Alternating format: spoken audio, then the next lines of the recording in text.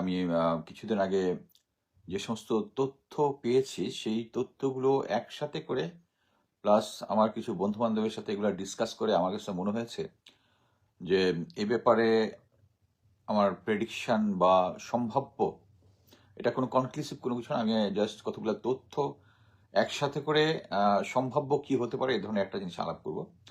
প্রথমে আমি বলবো যে আপনারা জানেন যে বেশ কিছুদিন আগে হঠাৎ করে পুরা সারা বাংলাদেশ থেকে ভারতীয় যারা চাকরি করতেন তারা বিনা নোটিশে, এই যে যেমন রূপপুরে ওখানে বোধহয় 9 জন ছিল ভারতীয় নাগরিক, তারা চলে গেছে। এর মধ্যে আহ, ভারত চেষ্টা করেছে ডিপ্লোম্যাটিক্যালি, তারা বাংলাদেশকে নন ফ্যামিলি স্টেশন, মানে যেটা নর্মালি যুদ্ধ বিধ্বস্ত দেশে যেরকম হয় ওটা করার চেষ্টা করেছে। বাট অন্যান্য আহ, আমাদের যে সহযোগী দেশ যারা আছে তাদের ডিপ্লোম্যাটদেরকেও সে কনভিন্স করার চেষ্টা করছিল যে বাংলাদেশে এখন এই বর্তমানে একটা অস্থিতিশীল।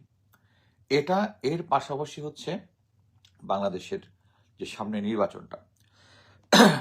আমি একটা জিনিস কনফার্ম হলাম যে ইলেকশন কমিশন সেনাবাহিনীর চেয়েছিল 40 থেকে 50 হাজার, আমার কাছে বলেছে 40 হাজার, বাট 40 হাজার আমার কাছে খুব কম মনে হয়েছে। এর আগে ইলেকশনে এর আগে যে ইলেকশনটা যেটা হয়েছিল ওটাতেই অনেক কম ডেপ্লয়মেন্ট ছিল, আমি যদ্দূর জানি 30 হাজার ডেপ্লয়মেন্ট ছিল। সেনাবাহিনী ভলেন্টিয়ার বলেছে তারা প্রথমে, যে কনফারেন্সটা আমার মনে আছে যে ওই কনফারেন্সে বলেছিল যে 1,100,000 সেনাবাহিনী ডিপ্লয় করবে, পরবর্তীতে 1 লাখ ডিপ্লয় করবে। আমার কাছে জিনিসটা একটু খটকা লাগছে যে ইলেকশন কমিশন যদি 40 বা 50 হাজার চায়, সেনাবাহিনী ভলেন্টিয়ার দিচ্ছে, আর সেই সেনাবাহিনীর প্রধান হচ্ছে জেনারেল ওয়াকার, যে কিনা আওয়ামী লীগকে ফেরত আনতে চায়, যে কিনা বিএনপির সাথে যাদের একটা আন্ডারস্ট্যান্ডিং হয়েছে, এই ধরনের ভিজুয়াল অনেক প্রমাণ আমি এর আগেই বলেছি, এটা নিয়ে আর এখন ডিসকাস করব না। এরকম একটা পরিস্থিতিতে কেন উনি ভলেন্টিয়ার, এখন শুনতেছি 1 লাখের মতো লোক ডিপ্লয় হবে সারা বাংলাদেশে। অ্যাট দ্য সেম টাইম আমি দেখতেছি উনি বিভিন্ন জায়গায় বক্তৃতা বিবৃতি দিচ্ছেন যে সেনাবাহিনী একটা ভালো ইলেকশন করবে, যেটা স্বাগত জানাই, যে সেনাবাহিনী একটা ভালো ক্রেডিবল নিরপেক্ষ ভূমিকা পালন করবে, ইজ গুড।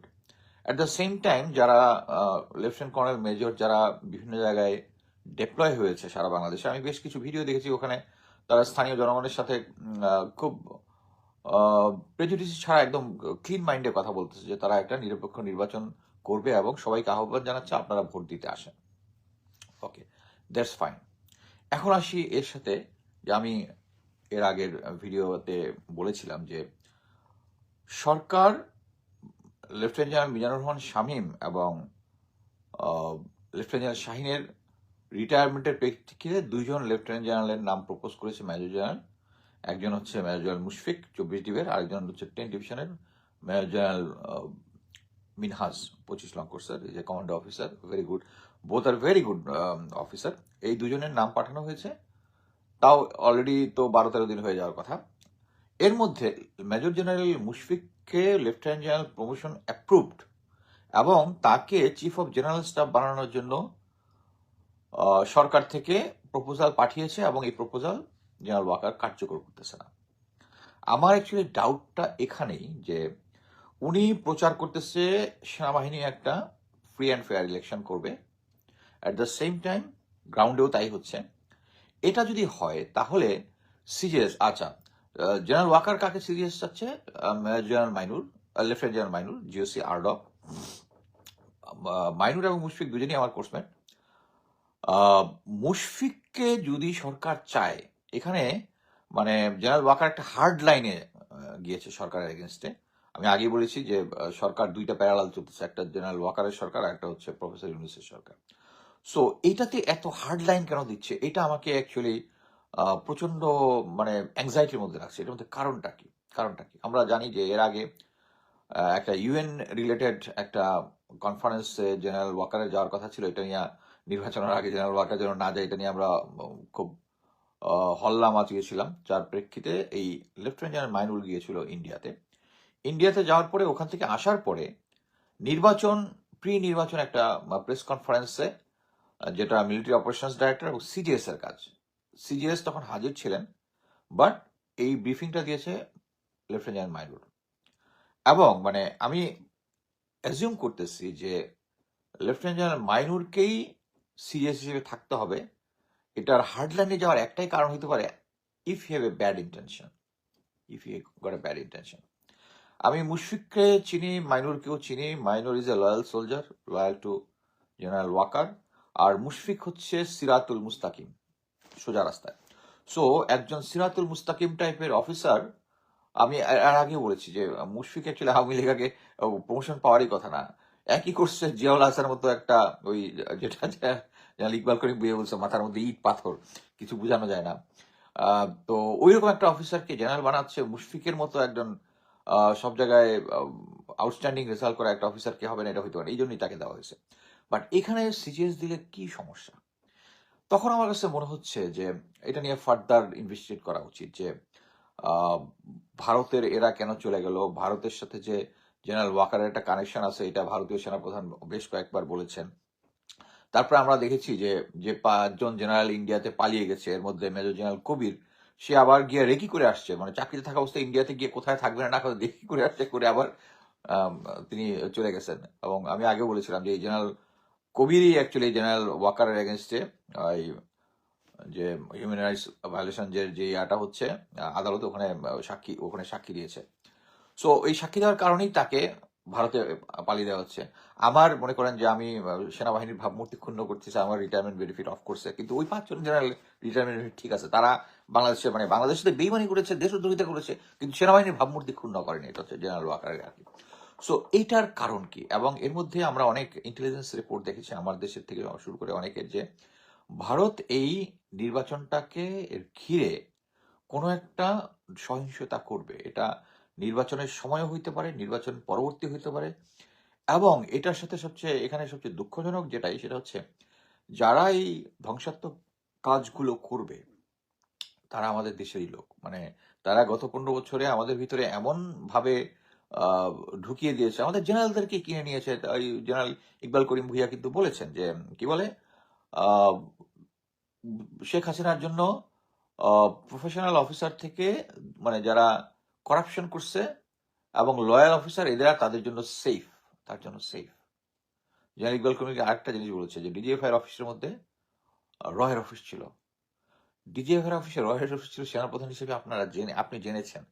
জানার পরে আপনি বিএমএ তে শপথ করেছেন, শপথ, যে দেশের বিরুদ্ধে আহ, সার্বভৌমত্ব রক্ষা করার জন্য আপনি জীবন দিতে প্রস্তুত, জীবন দিতে প্রস্তুত।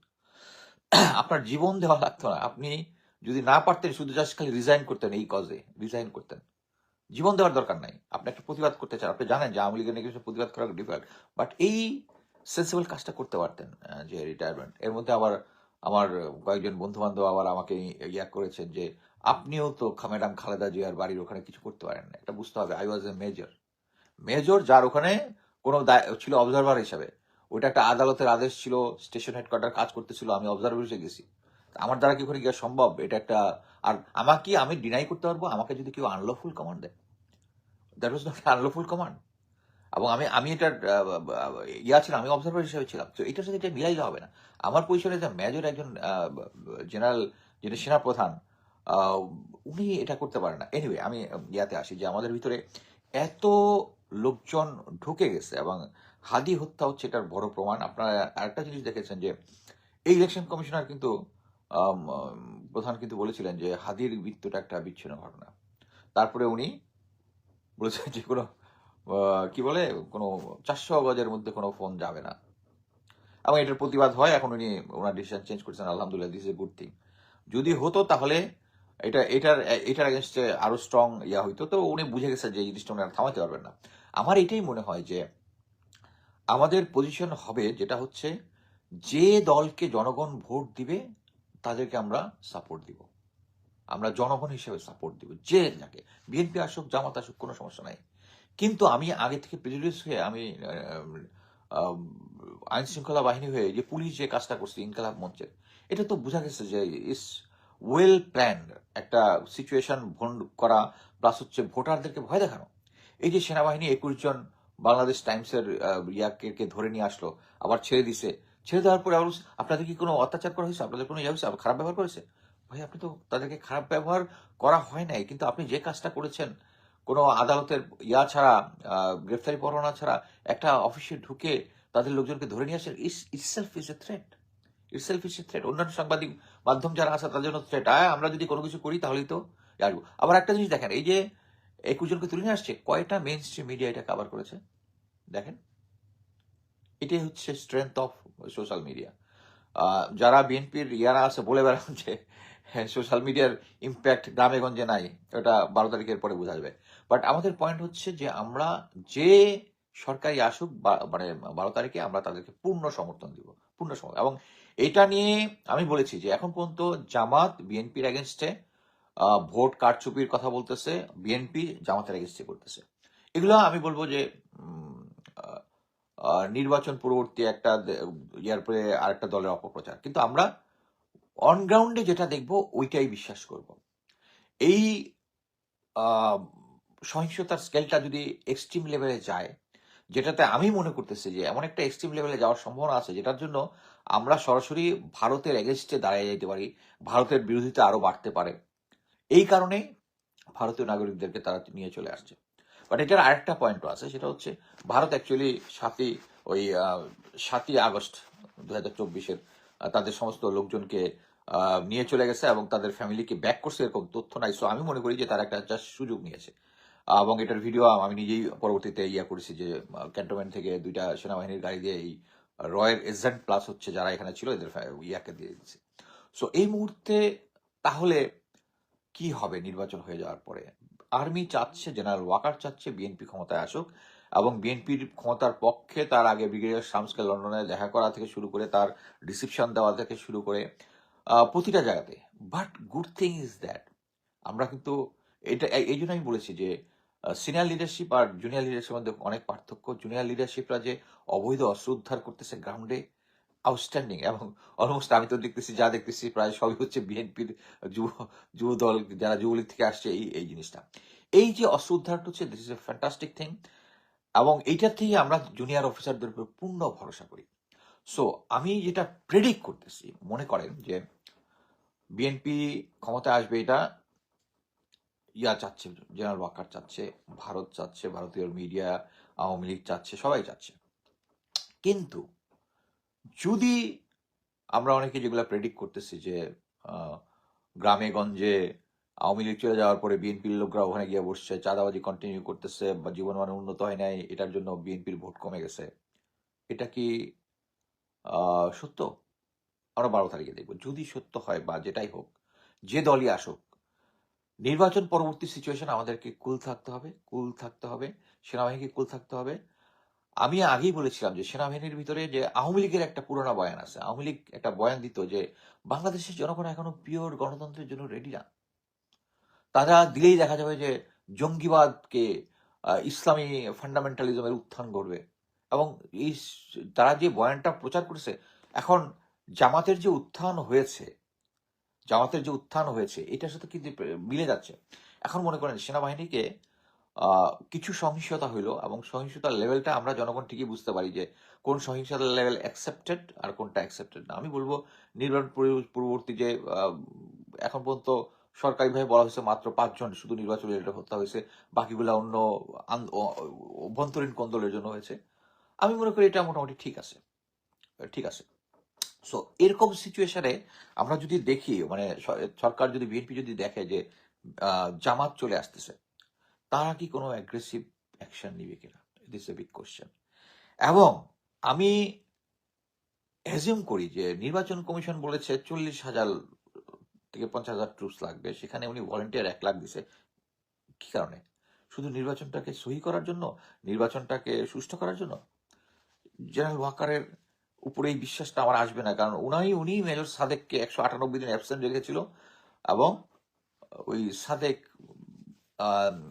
বিএনপির ক্যাডারদেরকে জঙ্গি ট্রেনিং দিচ্ছিল দেশের নাশকতা তৈরি করার জন্য। সো ওনাকে বিশ্বাস করার কোনো কিছু নাই। সো এটা যদি হয়, আমি জনগণকে প্রস্তুত থাকতে বলবো, সেনাবাহিনীর জুনিয়র অফিসারদেরকে কোনো ট্র্যাপে না পড়ার জন্য অনুরোধ করব। দেশের মধ্যে অস্থিতির হচ্ছে, এটা যদি ক্রাইসিস যতটাই হোক, সেটা যে দলগুলো নির্বাচন অংশগ্রহণ করেছে তাদের সাথে আলোচনার ভিত্তিতে ছাড়া একচেটিয়াভাবে সেনাবাহিনী যদি কোনো দখল গঠন করে, আমি একটা জিনিস বলি, জেনারেল ওয়াকারের আর্মি টেক ওভারই জনগণ মেনে নেবে না। আমি তো নিবই না, জনগণ মেনে নেবে না, কারণ ওনার ট্র্যাক রেকর্ড খারাপ, এটাই হচ্ছে মেইন কাহিনী।